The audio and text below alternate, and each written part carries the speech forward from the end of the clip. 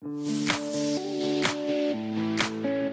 Жомарт жылой аудандық жас техника станциясының көлік модельдеу тобының мүшесімін. Менің номинациям көлік саласы. Менің жұмысым көп салалы өрт сөндіру машинасын тартып шықтым. Қызметі ол өзі жүріп су шаша алады. Екінші, өрт сөндіру аймағына алдында кедергілер болса, жолын тазалай алады. Үшінші, жарық және дыбыстау қызметінде атқарылады.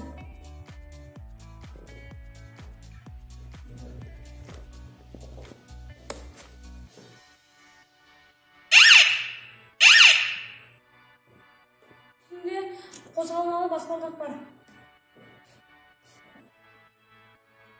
Бесінші, машина өрт кезінде жанып жатқан машина немесе басқа да заттар болатын болса, оны өрттен ажырату үшін тартып алады.